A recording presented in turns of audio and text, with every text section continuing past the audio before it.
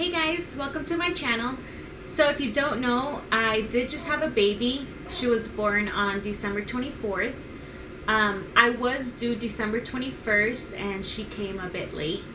So today I'm going to be sharing my labor and delivery story. So as I did mention, my due date was December 21st, and December 21st came around and I was hoping she'd come, and I didn't have any signs of contractions, really nothing. The only thing I can think of was like my back was just hurting, my pubic bone was in so much pain, it was so sore, and I was just feeling exhausted. The day it happened, it was December 23rd actually. Around 5 p.m. I started getting contractions, and they were super irregular. They were lasting from like 30 seconds to like 2 minutes, and they were fairly apart. They were from like 5 minutes apart to like 13 minutes apart. And so at that point at 5 p.m. I was just like, you know, whatever, they're contractions, shouldn't think anything of it, right? So I then text my fiance and I tell him about it, and he's like, oh, well, he was at work. So he was like, oh, well, I'm off in about an hour. So I was like, okay, that's fine. It like relaxed me even more, because knowing that he was going to be home in just an hour. So I tried to calm myself and I tried to lay in bed, and the contractions were intense. They weren't too bad, but they were hurting me. So he came home around 6:30, 7 p.m. and my contractions were getting more intense. So what I did throughout my pregnancy to relax myself was take showers, and that relaxed me a lot. So what I did is I hopped in the shower around 7 p.m. and I was getting contractions while I was in the shower. So clearly the contractions weren't going anywhere. So I finally get out. So I hadn't ate all day. Well, for a few hours, and I was really hungry. So I asked him to go get me Taco Bell because I was really craving some Taco Bell. And so he did. He came back and I ate my Taco Bell, and sure enough, like 10 minutes later, I get a contraction, and this contraction was so intense that I had to lay in bed. So I was laying in bed, and as soon as my contraction was done, I threw up my Taco Bell. And I just felt horrible. I hate throwing up, and of course, just my luck, my first trimester, for 3 months straight I threw up. So I hadn't thrown up since, and when I threw up my Taco Bell, that's when I was like, okay, maybe we should go to the hospital now. And and even before this, he kept insisting, let's go to the hospital, let's go to the hospital. And I kept trying to explain to him, no, my contractions are super irregular. They won't even like want to see me. Anastasia has the hiccups. So I go downstairs and I let my family know. I'm like, hey, I think I'm going to the hospital and we might have a baby soon. And it was just like kind of surreal. I didn't want to accept the fact that I was on my way to the hospital about to have a baby. So my fiance gets in the shower, he grabs the bags, he puts them in the car. I actually just threw on some leggings and I was already wearing like a pajama dress. So that's what I went in, and me and my fiance drove to the hospital. My sister and my mom stayed home, and they were gonna come to the hospital later on if I did get seen. So we get to the hospital, and they check me out. I tell the lady I'm having contractions. They're super irregular, but they're really intense. So she's like, okay, we can check you, blah, blah, blah. So she checks me. I'm only 3 centimeters dilated, and if you don't know, you have to be 10 centimeters dilated to be able to have a baby. So I was only 3 centimeters, and I was like, hey, you know what, that's something. So the lady unfortunately tells me that I cannot be seen, or I cannot get a laboring room, because 3 centimeters isn't enough, and they can only give rooms to those who are 5 centimeters dilated. So I'm like, lady, these contractions are getting super intense. Like, I'm starting to like freak out during the contractions. And now they're, at this point, it was like 9 p.m. or 10 p.m. And at this point, like, they're now every 3 minutes, and they're super intense. And she's telling me that I can't have a laboring room and to go home and walk it off and come back when they're more intense. So I'm like, no.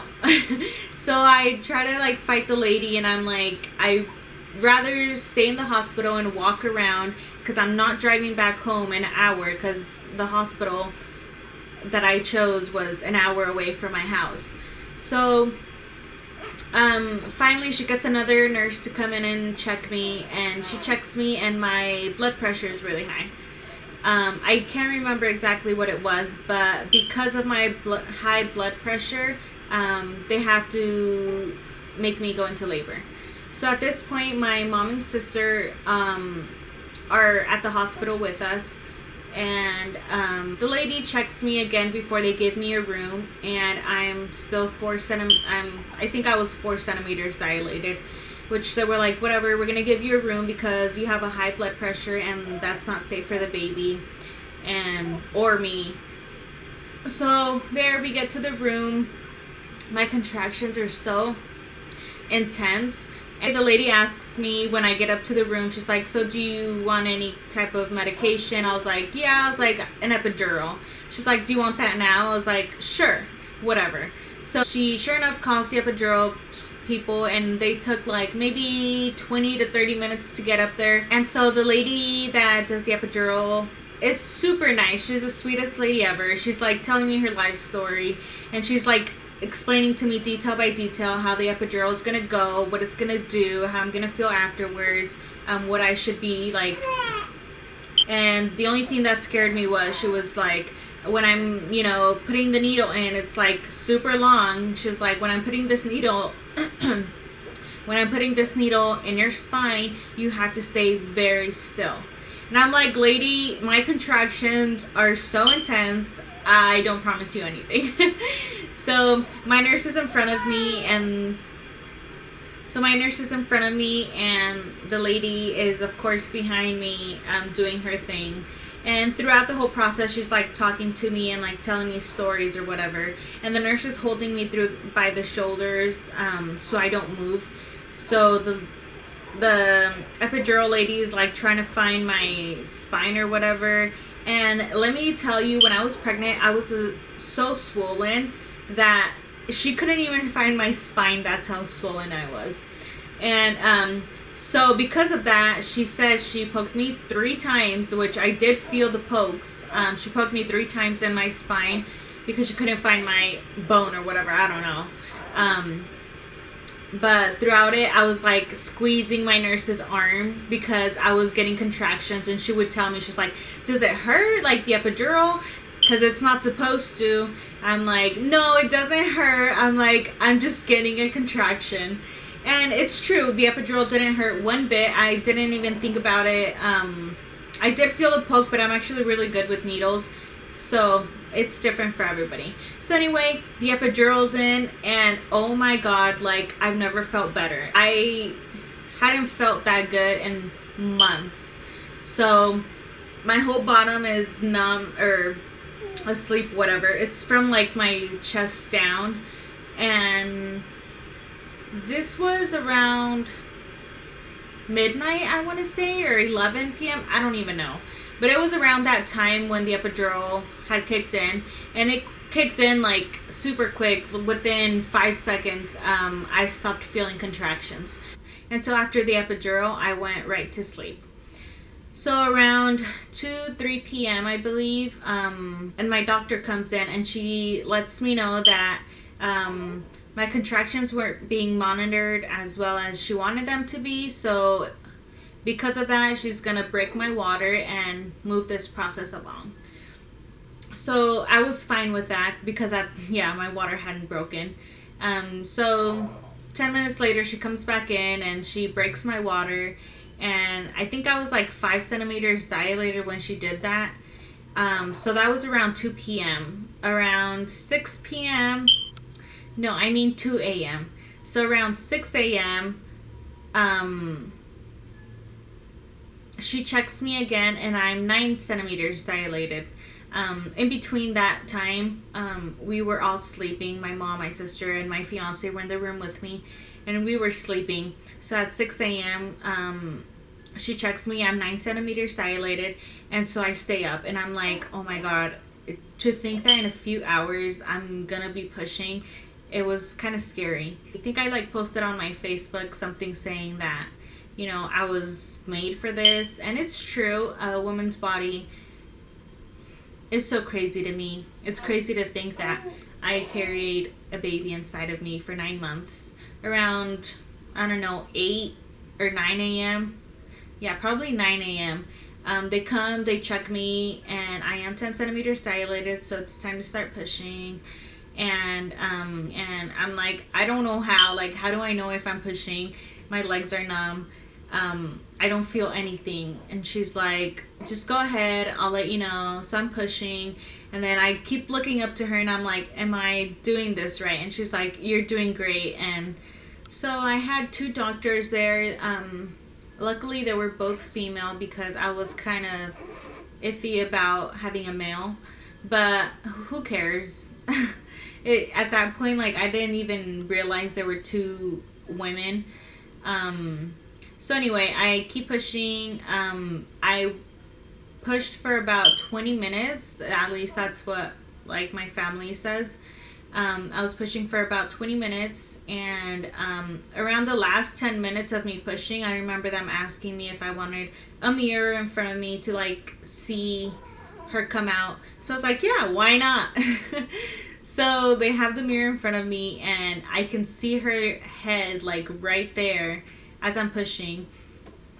And my last push, I remember I was like, I need to have the baby right now. And that's all that was going through my head. Like, I wasn't thinking of anything else but having the baby this second. And so my last push, I didn't feel it, obviously, but I did feel just like a gush. And sure enough, my family says that her head came out, and as soon as her head came out, like, her whole body just came out. So it was like all just one push, and she was out. And she came out crying, like, hysterically. And like the first second she was out, she was crying. And I have pictures of her coming out, and she was like really purple, and she was like, but she was a healthy baby. So they put her on me, and we do skin to skin, and they clean her out. And they clean her off, and like, the doctors are still there, like, cleaning me out, and they're like taking out the placenta, whatever they need to do, while I have like Anastasia on top of me. So here I'm like taking pictures, or like my family's taking pictures of me and the baby, and they're there. The doctors are there for like a good like 3-5 minutes, and 3-5 minutes is a long time, it feels like. So finally it's just like my fiance and my sister right next to me, and I look at them and I'm like, I don't want to know what they're doing down there.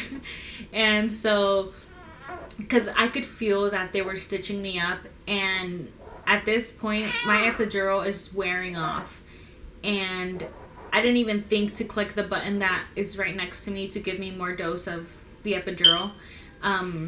But my epidural is wearing off, and I can feel a needle stitching me up, and all I'm trying to like focus on is the baby, and carrying her, and talking to her. But then again, I have these doctors right in front of me, and they're there for now like 5-7 minutes, and they're still, and I could still feel the needle going through me, and or whatever it is. I don't even know what they use to stitch you up, but I felt it. So after that, my mom and my sister went back home to bring us some food, to pick up some food for us, and me and my fiance were there. And then 5 minutes later, my dad came, and so it was my dad and my fiance, and they were in the room, and they were just talking. And my nurse comes, and I don't know if they do this to everybody, but she comes and she pushes on my stomach to like kind of push out all the blood and whatnot. And I look at her face, and she's kind of like, she looks kind of shocked, and kind of, it was just a look where it's like something's not okay. So she leaves the room. She comes back with another nurse. The nurse does the exact same thing she did. She pushes on my stomach, and I just feel blood gushing out, because at this point my epidural is gone. Like, I could feel everything now. And so they tell me that I'm bleeding way too much, and that there's blood clots coming, and is not supposed to happen. So I honestly didn't think anything of it. I was like, okay, like, sure, so what now? So they call in my doctor, and my doctor comes, and my nurse shows her the pad, or like the whatever bedding that has all my blood in. And my doctor's like, okay, something's not okay. So she brings in an ultrasound machine, and they do an ultrasound on me. And apparently, before stitching me up, they didn't check if I was clean. So there was a piece of my water bag there was a piece of my water bag still inside of me. And that obviously isn't good, because you can get infected, and well, that's just not very safe. So they let me know that, and they let me know that they're gonna have to go back in and clean me out again after they stitched me. So I knew that wasn't okay. So literally 2 minutes later, I have like 2 doctors and like 3 different nurses in the room, and they close the curtain, so my fiance, my dad, and the baby are in the other side. And they're telling me that they're gonna do a manual sweep inside me. So literally is what they did. I felt the doctor's whole hand inside of me, and I can feel her grabbing things out of me. I know, TMI. But I can feel her just grabbing things inside of me, and I can feel her fingers, and I can feel her whole hand, and I was screaming. And it was so embarrassing, because my dad was there, and obviously, like, nobody is comfortable with that. But I do remember screaming my lungs out, because it hurt so much. I can feel everything. And my nurse was right next to me, and I remember like squeezing her hand, and I just remember everybody's faces like super concerned, like, well, at least the nurses' faces. I remember them looking concerned, and I just remember screaming, and I remember it hurting much more than labor. That was done, and I remember like looking to my doctor, and she was like, okay, everything's done and you're fine, and da-da-da. And I was like, I remember asking her, I was like, did I rip again? She was like, no. She's like, we made sure of that, da-da-da. And I'm done at this point. I'm bawling my eyes out, not because, I don't know why, but I was crying so much because it hurt so much. And so my fiance comes back in on the other side of the curtains. The doctors are gone, the nurses are gone, and I just remember crying, and I was like, that hurt so much. I just remember thinking, I'm going through all of this for my baby, and it's just really emotional. And so we get up to the room, and that is where I'm going to be healing. So I get up there, and then right away the nurse that's up there lets me know that I'm gonna have 2 bags of blood transferred to me, because that's how much blood I lost. And I do remember feeling weak when we transferred from one floor to the other in a wheelchair. I threw up the whole time up there. I felt just dizzy. I felt nauseous. And So yeah, they tell me that they're gonna put 2 bags of blood inside of, or transfer 2 bags of blood. I'm glad I had the labor and delivery that I had, because it was actually pretty easy, besides the whole manual sweeping. If that hadn't happened, I think it would have been really perfect. But besides the point, I did have a baby out of it, and I'm more than grateful. For the first few days home, it was hard for me to get up because I was so swollen, and why I still have the stitches. And yeah, I don't think I mentioned, but she was born weighing 7 pounds 1 ounce. She was 19 inches long. So yeah, so that is my labor and delivery story.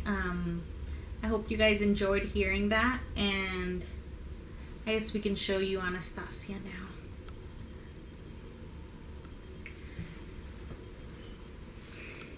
This is her.